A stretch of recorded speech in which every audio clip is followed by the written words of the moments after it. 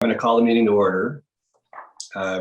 First of all, pursuant to the gubernatorial disaster proclamation and declaration of the emergency for the city of Urbana, Illinois, related to the COVID-19 pandemic, and in accordance with changes to the Open Meetings Act, Public Act PA 101-0640, it has been determined that an in-person public meeting is not prudent or safe at this time. Members of the public body will attend remotely using Zoom webinar. Members of the public may attend via Zoom. The board is suspending the usual electronic attendance and voting section of the board bylaws and will allow all board members to attend the meeting remotely and fully participate remotely. So, Becky, please call the roll. Okay, I'm counting noses real quick here too. Okay, Jane Williams. Here. Beth Scheid. Here. John Thies. Yes. Barb Bennett. Yes. Sharice Hersey. Yes, here. Gloria Yen. Here. Michael Weissman. Here. Lupe Mejia. Here. And we're missing Mark at the moment. Okay, are there any additions, corrections, or modifications to the agenda? Okay, is there a motion to approve the agenda? So moved. Second. Moved by Beth, seconded by Sharice. Any discussion? Becky, please call the roll. Jane. Yes. John. Yes. Barb. Yes. Sharice. Yes. Gloria. Yes. Michael. Yes. Lupe. Yes. Me. Oh, Beth, sorry. Yes, Beth. Yes. Any opposed? Hearing none, the ayes have it, the motion carries. On to public comment. Do we have any public comment tonight? Not tonight. All right, so as we move into our audit report, I'll just, as some of you know, I mean, we have a closed session coming up in a bit, which may or may not have some added complexity that we're going to have to sort out. So let me just say that we're going to do the best we can to get to that part of the evening so that we can keep progressing. So with that said, throughout, I'm going to try to keep things moving, but if you feel like I'm going too fast, as always, you're encouraged to stop me and say you want more time to talk about a particular thing, whatever that might be. So we have our presentation. Michael Mallat, are you here? And good evening. Yes, I am here. There we are. Good evening, Michael. You have a report for us. Yes, I do. And thank you first for everybody having me. Do you mind if I share a presentation, or do you want me just to kind of speak off the cuff? I can make a co-host if you want to share your screen. That would be great. Yeah, it's really Okay. cool. Sorry, Becky, I forgot to mention it to you when you sent me the request. It's my fault. You are good to go. All right. The joys of remote. It's a little easier to share some things as we go. So again, thank you everybody for having me this evening and giving a few minutes to go over the results of the 2021 financial statement audit. Before I get going, I just want to first thank Celeste and Becky. We kind of come in and toss everybody's day up, asking a lot of questions, asking them to pull a lot of information for us while they always have to go through their regular day-to-day. And always kind of consider us a tornado. We come in, cause a big mess, and then we leave. And they're left to kind of do extra to ensure that we get what we need. And our success in providing you a high quality audit is really contingent upon Becky and Celeste and the rest of your staff being ready and willing and able to provide us everything that we request in a timely fashion. And just like every other year, they've always been great to work with. And I just want to thank them and know you guys have really good, strong people working for you. And they make our job easier. So with that, I just want to move into the audit itself. Just a quick introduction for those who, it's been a couple of years since I've presented at your board meeting, but my name is Michael Malott. I'm a senior manager on the audit engagement. Partner on the engagement, Joe Lightcap, he's presented in the past. Unfortunately, he could not attend this evening due to another conflicting board meeting. We issued our financial statements for the fiscal year 21 audit on December 7th. And there is provided in the agenda packet, there were two items. The audit annual financial statements and the audit results and insights letter. And really the way I always break this down simply is the financial statements, that's your document, it's your information, it's your results. while we help you prepare those financial statements to present, it's all your information. The only thing that comes from us is the 2-page audit opinion that goes in there that says whether we believe the information is accurate or not. The audit results and insights letter is our document. That's basically how the story of how the audit went from our perspective, and also includes a number of required communications to kind of meet our standards as auditors. So with regards to the financial statements, I'm not going to spend a ton of time going over the details. You guys, I know, get reports periodically from management as to financial progress. It's also from June 30th, so it's a little old, so I won't spend too much time on the highlights. But what I do want to point out is that we were able to provide what's called an unmodified audit opinion. Essentially, what that means, it's the highest level of assurance we can provide. We don't look at every dollar to the penny. We are governed by the audit standards that allow us to evaluate things for reasonableness. So what that means is that someone can use your financial statements, whether it be a member of the community, whether you as the board, or really anybody in the general public can look at the financial statements, and based upon the opinion we give, they can make a sound understanding and accurate depiction of your financial health. So really is what that means. So while there might be a few dollars off here and there, nothing that would impact your understanding of where the library stands financially as of 6/30/21. It is the highest level of assurance we can provide, and it's not a rubber stamp. We have a lot of clients that do not get that unmodified audit opinion. There's one schedule I always like to show very briefly. It's just kind of a nice high point of where you are at financially from your fund operations for the year. Overall, fiscal year 21 was a solid, strong year in terms of performance. You had a surplus a little under $500,000, bringing your total position at about $3.15 million as a year end across the 2 funds you have. What that means is you have about that number represents about 82% of what you spend during the year, which means if disaster struck and your revenue stopped coming in, whether it be property taxes or replacement taxes or any other sources of funds, you'd be able to function for essentially greater than 3/4 of the year without any money. Not that that would ever happen, but it's good to know that you have some reserves. You're financially healthy given the level of operations you have. So it was a good, strong year showing some buildup in your reserve, particularly in your operating fund, the general fund. With that, there's not too much to say in terms of the financial statements themselves. If you've read them before, they'll consist, there's no significant changes. If you're looking for a quick read or a quicker read of the document, the management discussion analysis is a nice summarization of the results for the year. So instead of reading the full document, if you want to read a few pages, that's where I would recommend going to get a kind of a good distillation of the financial results in some of the major points from the year. The other documents we'll spend a little bit more time on, but not a ton, as I know you have a lot on the agenda this evening, is the results and insights letter. And as I mentioned, this is coming from us, and it requires us to communicate a number of required items throughout the course of the year, from the audit, and required as your auditors communicate to you at the conclusion of the audit. One relates to our responsibilities as the auditor, and also the responsibilities of management in the audit process, just so you know kind of where everybody's responsibilities lie, and then just some results.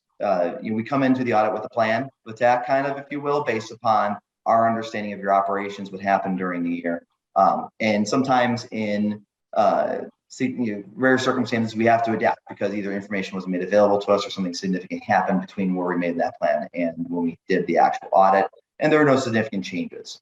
Kind of the general theme of here is going to be boring. And boring is good. In this audit results letter, basically, the best way I put it is if there's nothing juicy in here, that is a good thing. These communications are kind of designed to be almost negative. They don't really give you credit for all the great things you do. It's kind of ho-hum if you do everything right. It's only significantly different from the norm if something bad happens. So across, I talk about the different things here. There's no bad. Things are very good. It's a very boring letter, which is a very good thing. A few points just to note, when we do our audit, when I see significant risk area here, what that means is we're required to consider certain things when we do the audit, when we look at stuff. So it's not just looking at your numbers, it's looking at your processes, your procedures, your controls, basically everything you do on a day-to-day basis to make sure there are safeguards. And there are certain things that standards requires to kind of plan around. You can have great processes, but if someone can go around it, those processes aren't good anymore, right? There's risk. So we have to do work specifically to address that. And also is how money comes in, how it's being accounted for. So nothing that's specific to the library itself, but we spend a lot of time looking at some of those areas for all our clients. The good thing is there's nothing significantly risky from your operations based on our understanding that we were required to adapt to. Here's a list of all the key areas we audit during the course of the audit. We look at some other things, but these are kind of a good summary of the various different sections and balances we spend our time looking at. I'm not going to read through them individually here, but essentially we look at all your balances at year end and everything that happens during the year to some degree or further in the letter, we do, as I mentioned, we not just look at the numbers, we look at your processes.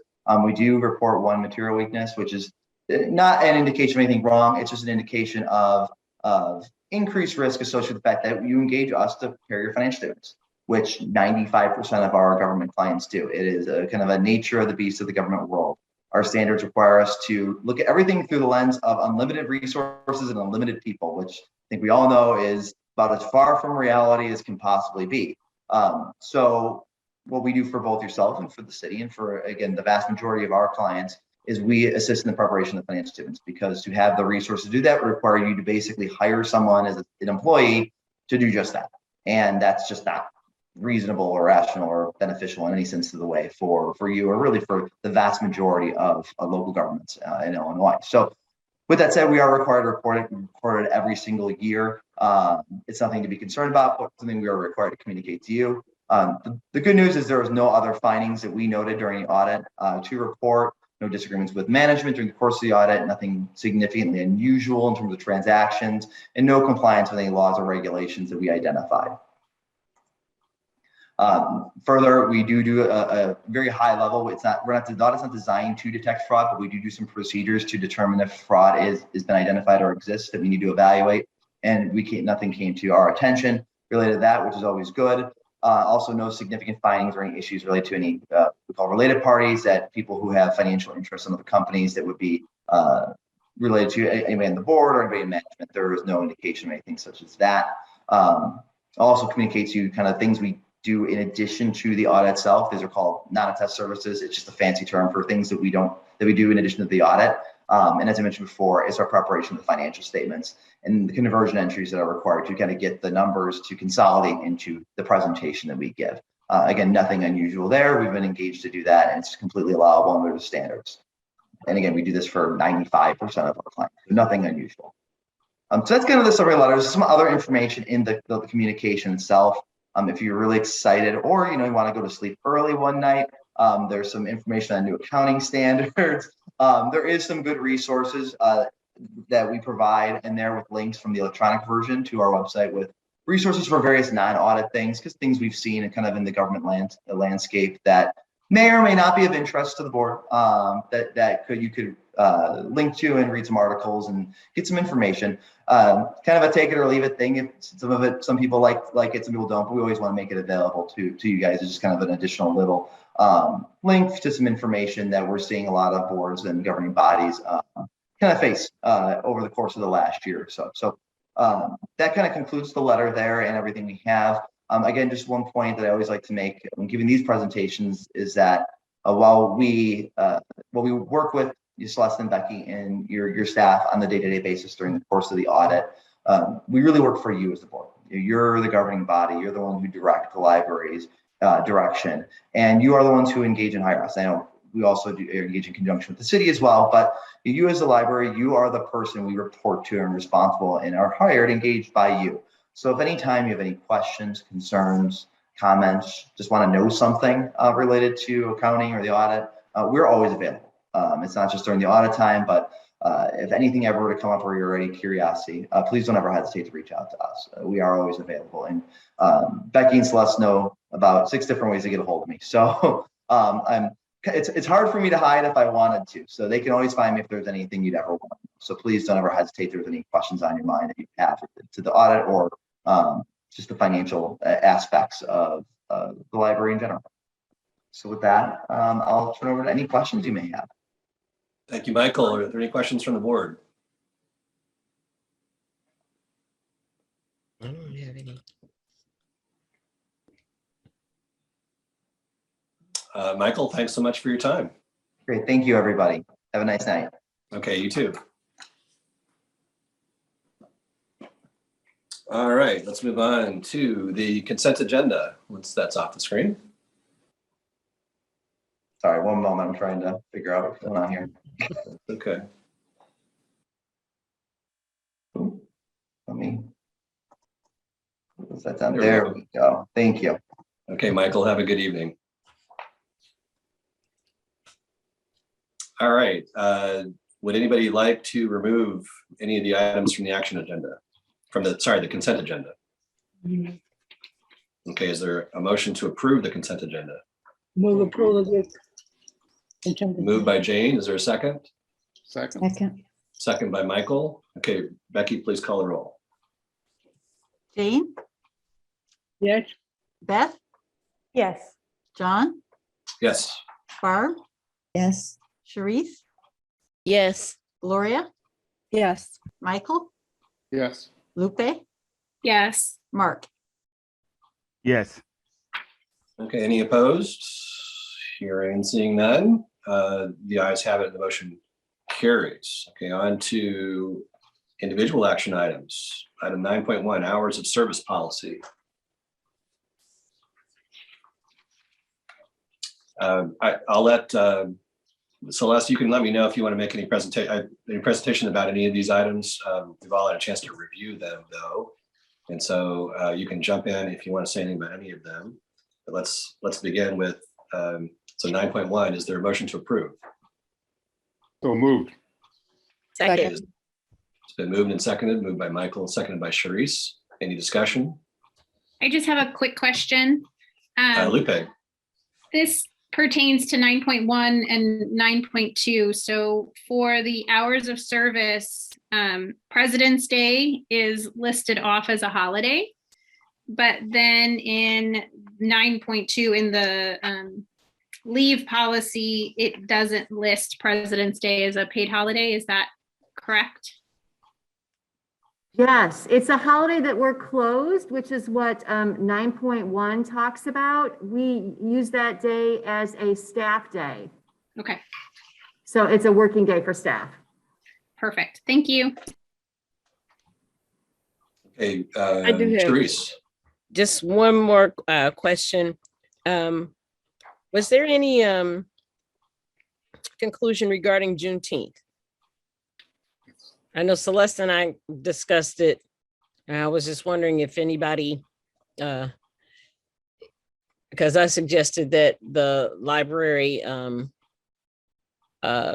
be closed, I think is what I said on that You day. mean besides being a holiday? Yeah, it was because it was a thing of, I think it's a thing that we're trying to determine federal holiday versus, Yeah. can No, you say? it's a part of 9.1. Yeah. Isn't that what we're talking about? Yeah, you're asking whether or not, yeah, I think we are closed on Juneteenth, and it is also, and that's 9.1, and it is also a new holiday for employees. That's 9.2. Okay. I was just wondering because I really didn't get an opportunity to read through that whole Yeah. thing. I think it's covered. So I probably should have put these two together, but let's go ahead and call the roll as to 9.1. Okay. Okay, Jane, Yeah. Beth, Yes. John, Yes. Barb, Yes. Sharice, Yes. Gloria, Yes. Michael, Yes. Lupe, Yes. Mark. Yes. Any opposed? Ayes have it, motion carries. Is there a motion to approve 9.2? So moved. Been moved by Beth. Is there a second? Second. Seconded by Lupe. Any discussion? Okay, Becky, please call the roll. Jane, Yes. Beth, Yes. John, Yes. Barb, Yes. Sharice, Yes. Gloria, Yes. Michael, Yes. Lupe, Yes. Mark. Yes. Are there any opposed? Seeing, hearing none, the ayes have it, motion carries. Okay, 9.3. This is a reprise of our discussion last time, you may recall. And I think the only change that we're looking at is the external recording note at the end. Mhm. And I think I highlighted the language that speaks to Sharice's question from last time as to the protocol as between the associate director and the executive director. Sharice, hopefully that's okay with you, that clarifies your point. Yeah. Okay, is there a motion to approve 9.3? Move approval of 9.3. Okay, Jane is the movement. Is there a second? Second. Second. Okay, second by Sharice. Becky, please call the roll. Okay, Jane, Yes. Beth, Yes. John, Yes. Barb, Yes. Sharice, Yes. Gloria, Yes. Michael, Yes. Lupe, Yes. Mark. Yes. Okay, and opposed? Hearing and seeing none, the ayes have it, the motion carries. 9.3 is adopted. On to 9.4, is there a motion to approve the Champaign Public Library invoice? So moved. Um, Yes, so is there a second? Sorry. Second. Okay, but I didn't see who the movement was. Becky, hopefully you did. It And was Jane was Lupe the and second. Beth. I don't know who wants to claim it. Okay, we'll go with That was me. Beth this time. Okay, All right, Becky, please call the roll. okay, just a second. Did Jane second that? I'm all, I think so, yeah. okay, ready to go. Jane, Yes. Beth, Yes. John, Yes. Barb, Yes. Sharice, Yes. Gloria, Yes. Michael, Yes. Lupe, Yes. Mark. Yes. All right, on to 9.6, the fiscal year 2022 budget amendments. Is there a motion to approve? No, you missed 9.5. I'm sorry. Sorry about that. 9.5 is resolution 2022-012 to approve service agreement with Proof Studio Inc. Sorry about that. Is there a motion to approve? So moved. Okay, it's moved by Jane. Is there a second? Second. I didn't see who that Second. was. So Barb, okay. All right, any discussion? Okay, Becky, please call the roll. Jane, Yes.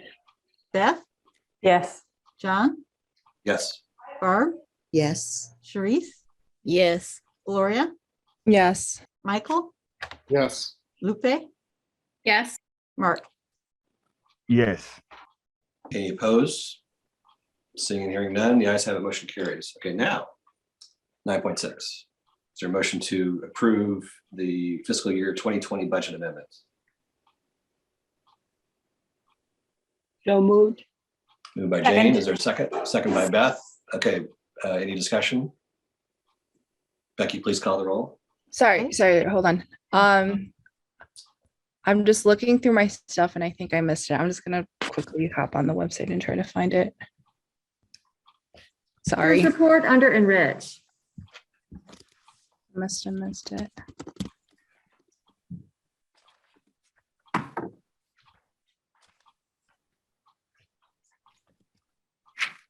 Yes, I already read that. Thank you. I was looking through all my attachments. Thanks, Cecile.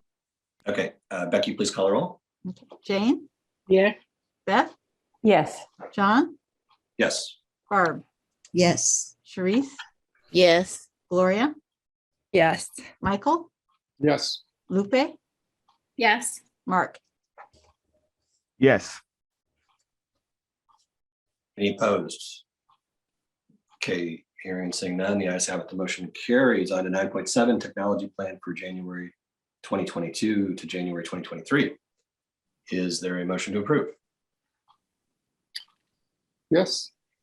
Moved by Michael, Second. second by Gloria. Okay, any discussion? Becky, please call the roll. Okay. Jane, Yes. Beth, Yes. John, Yes. Barb, Yes. Sharice, Yes. Gloria, Yes. Michael, Yes. Lupe, Yes. Mark. Yes. Okay, any opposed? All right, the ayes have it, the motion carries. In the action items for the consent agenda, I didn't read them into the record, and so I'm going to do that quickly. So it included board meeting minutes of December 14, 2021, payroll for December 17, 2021, totaling $99,316.36, payroll for December 31st, 2021, totaling $90,478.70, bills for December 17, 2021, totaling $12,260.75, bills for December 23, 2021, totaling $10,389.74, and bills for January 6, 2022, totaling $40,816.72. Let the record be accurate. Nobody was fighting to remind me to say that, by the way, just so you know.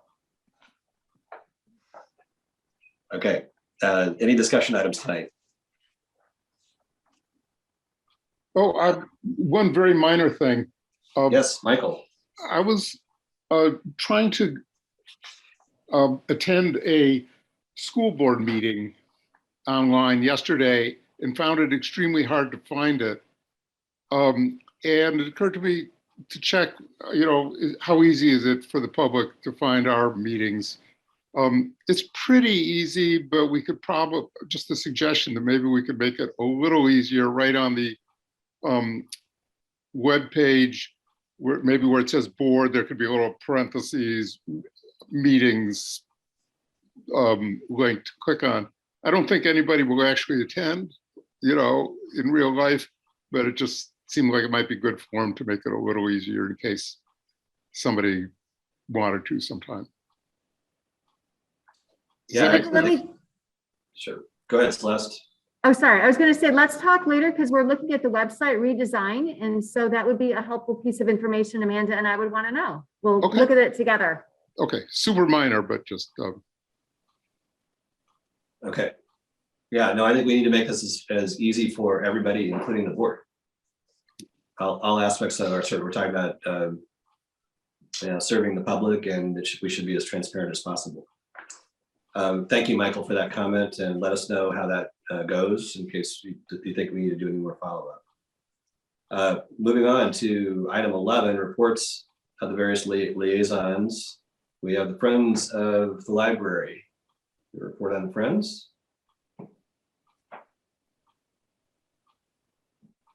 No report from the Friends tonight.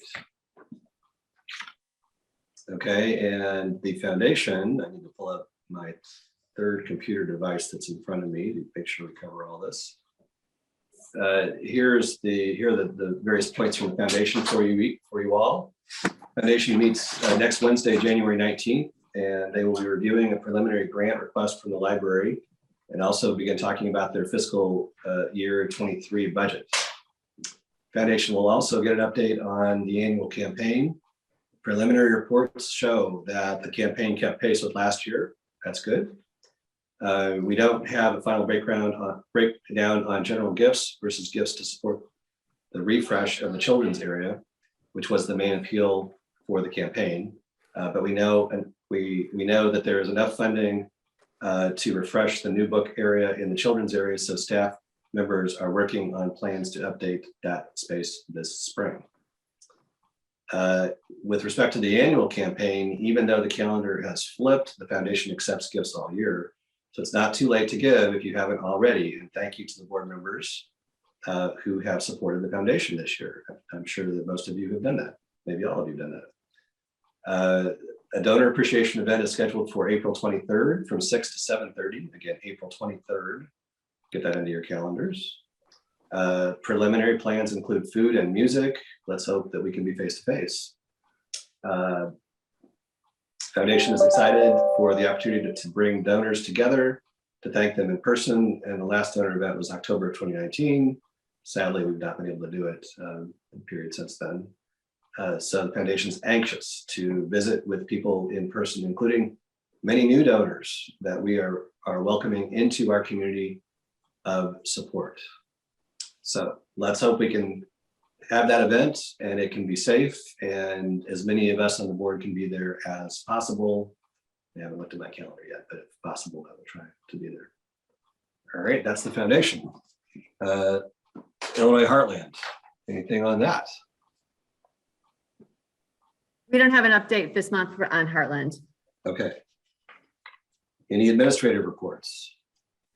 Just a couple things. You have, I'm sure, been following all the things happening in the news with the changes of Omicron and what the CDC is saying. So just so that you know, we have about a 20-page document that lists a number of scenarios so that staff and HR here, when staff have a situation like someone at home has COVID, what do I do? It's a very comprehensive document that Dawn and I have looked at. Dawn spearheads this, and Jenny and the Community Engagement Department updates.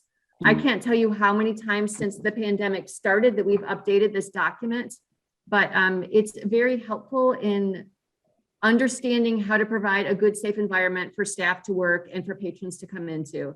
So we keep on top of that.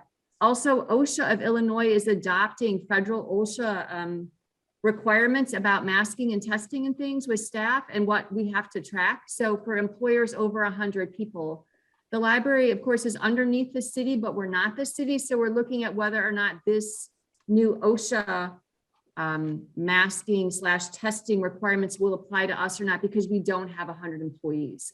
So we are looking into that and we will let you know, but it, we're all trying to keep safe. We're not at the peak yet of Omicron. People are doing great.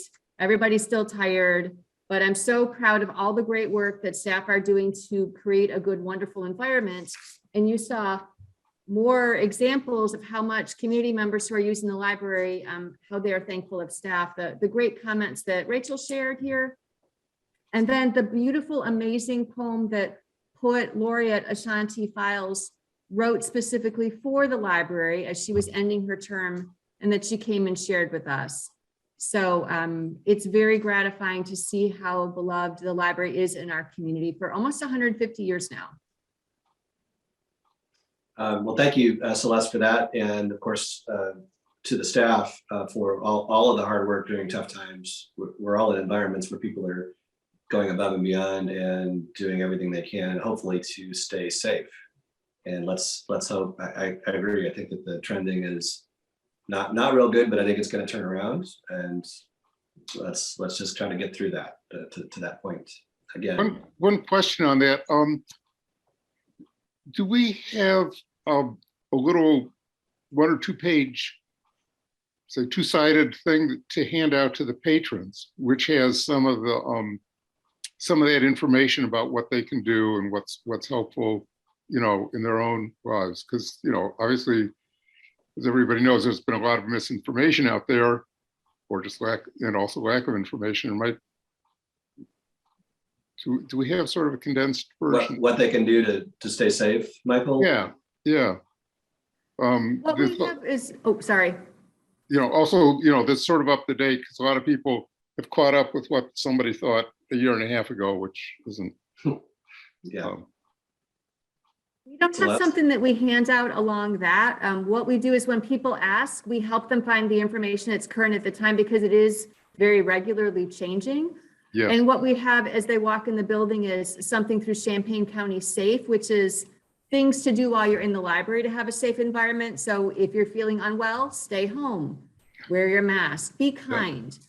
So we've got some like bullet points for library experiences. And then, library staff are asked regularly about good COVID resources and provide them at the time. Let me also add that there are some community-driven resources that are in our packets where we allow community members to display things. We, of course, take those in and determine if it meets our policy. And there are vaccination information in multiple languages right by the stairs going to the second floor. That's good. Michael, does that answer your question? It does. I wonder if we could go beyond that. There are things that are sort of well known, but sort of don't make it into some of the official guidelines. Like, what if, you know, a lot of people have trouble buying a HEPA filter? You know, maybe it's 150, 200 bucks, and you got to replace the filters. And so they, you know, people tend not to do it. Things like little guidelines on how you can take a $30 box fan and some filters and do better than the commercial stuff. You know, we can talk about that later, but you know, these little sort of handy things might be useful to some of the public. Yeah, I appreciate you bringing it up, Michael. I think it's food for thought. There are, well, I'm just listening to WILL this morning, the recitation of the statistics in the Carle Hospital system. Today was a particularly compelling day of statistics if you want to persuade people about the significance of the vaccine. As I recall, I think no one in intensive care was fully vaccinated, and 80% of the people that are hospitalized are not vaccinated. Those sorts of things, you wonder if that information is getting out. I mean, it's obviously getting through to people that listen to stations like that, but believe it or not, some people don't, and they nonetheless come to the library. So I think it's a good point to discuss how we can be a communicator of truthful information. So, Michael, so are you suggesting like we have some kind of like DIY links on YouTube or something where a person can make their? Yeah, that would be nice. Not, you know, not any obviously not any sort of wacky or, you know, dubious stuff, but just the sort of practical stuff that yeah, there are DIY things on making your own HEPA filter and Your own mask and I wouldn't particularly be recommending anybody make their own mask. The research shows that the homemade HEPA filters actually work better than the store-bought. Yeah. By the way, I read the piece that described the do-it-yourself filtering system, and it was remarkably simple. It's a box together. Yeah, it's a box fan with 4 MERV filters taped around it. But do-it-yourself mask, you know, one of the things we could be telling people is don't do that. Don't do that. Yeah, right. Don't do that. If they want to do something cheap, they can get a brace and use surgical masks with it. But I don't think we want to encourage anybody to use do-it-yourself if they have any alternative to. No, we want to encourage. Honestly, the N95s are some of the newer N95s. The first version that I had was very uncomfortable, and I never wanted to use it. The next one I just got is very easy and much more effective. Exactly. I have ones that are very easy, very comfortable, really ugly. They're not too expensive, and you know, you can wear them for hours without. You know, I do want to comment, having spent the last couple weeks in the Chicago area, desperately scrambling to find masks for vulnerable family members and having everything just being completely wiped out. So it brought home to me first, how much easier it is to get tests in our community. And second, how much easier it is to find these supplies. And of course, the prices are just skyrocketing on the N95s and the KN95s, and even finding the surgical level 3 grade masks. So it brought, again, an awareness of saying it is not that easy for everyone just to find these things. And at the very least, I wouldn't discourage wearing do-it-yourself cloth masks. I would encourage double masking if you've got a cloth. So 2 cloth masks are going to be better than none. And I'm afraid if the messaging is the only thing that really works is N95, KN95, so that's maybe a message we don't want to send either, because we don't want people to say, I can't get any of this, so I'm just going to give up. So I have a new appreciation for the ease for many of us in this community to be able to protect ourselves. But supplies, again, are hard to come by, and the price is really shooting up, and many people will not be able to even go through the effort or be able to afford them. So just another perspective. Yeah, no, I didn't mean to say the opposite of that. Just first choice is N95s, KN94s, whatever. or KF94s. Second choice is a surgical mask with a brace, which is reusable, so it makes it fit. And that doesn't mean that the third choice isn't try and make, Whatever whatever. you can find. Yeah, Yeah. that's good. However we present this, let's just be truthful and thorough. Yeah, exactly. Okay, are there any other questions as a part of the administrative report? I have one more quick question Sure. for Celeste, just sensitivity to operations. I know, of course, I live in a world where staffing shortages are an extreme issue for us. So just more out of curiosity, how are we doing in the library from a staffing standpoint? And do we have contingency plans for if staffing becomes more of an issue? So I'm gonna knock on wood. Because we have had a couple people with exposure, so they needed to be out, but we've been able to cover all the desks we need to cover. And the management team had our monthly meeting yesterday, and we were talking about what does bare bones skeleton crew look like to run the library? So we are working on those contingency plans, and we have not needed to put anything into play like that yet. Thank Excellent. you. I will knock on wood for you as well. Good luck. Okay, unless there's anything else, let's move on to board president report. I don't have anything to add to what we have been discussing. Let's move on then to unfinished business. Is there any unfinished business? Seeing none, Celeste, unless you were raising your hand. Nope, okay. Then we need to go into a closed session for the purpose of discussing compensation and performance of personnel pursuant to 5 ILCS 120/2C1. Is there a motion to go into closed session for that purpose? So moved. By Beth. I think Sharice, you were moving your lips, but you Second. were on mute. Yeah, second. Okay, seconded by Sharice. Becky, please call the roll. Jane, Yes. Beth, Yes. John, Yes. Barb, Yes. Sharice, Yes. Gloria, Yes. Michael, Yes. Lupe, Yes. Mark. Yes. Okay, Okay, any opposed? The ayes have it and the motion carries. Okay, so Becky has been thorough about giving us instructions about how to go to closed session. And just as a reminder, you've gotten a second email telling you what link to click on. And so we're gonna all, Becky, you can correct me if I'm wrong, but we're gonna all leave this meeting and click on the closed session link. And then we will do that. And then is there a reason to come back after that to adjourn? yes, we'll have to You come have to back to come the back. open session, yes, to adjourn. Then we'll toggle back to the other link and come back into open session for the purposes of adjourning. Okay. Is there a Alright. passcode or anything that I'm missing? Shouldn't be a passcode, there should be just a link for you to get in. Okay. So I will all go right.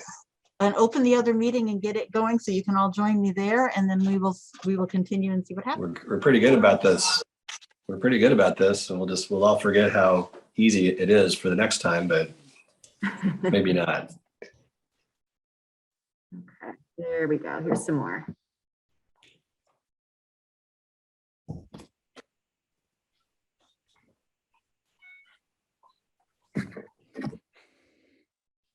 Oh, Beth says she's coming. She ran out of power, but she'll be on in a moment. We probably, as long as we have a quorum, we probably don't need her because all we're going to do is. That's adjourn. true. We got 1, 2, 3, 4, 5. Yeah, we're okay. And here's Barbara Bennett. Okay, do we take roll call again to? Yeah, unfortunately, we will. Celeste, do you have the list? 1 second. We don't Yes. have. All right, is there a motion to adjourn? So Let move. me take roll. Well, hold on a second. Let me do one more thing. Is there any new business? Okay, there's no new business.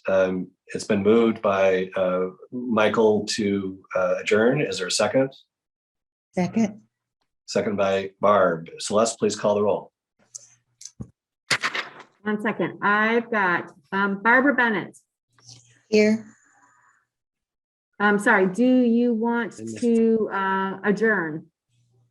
Yeah, Yes. we moved. Yeah. So Okay, it's been Lupe. moved to adjourn. So we just Okay. need to call the roll. Okay, I can do that if you'd like. Now there's Becky. Oh, Becky's good, you're there, back. Becky. Great.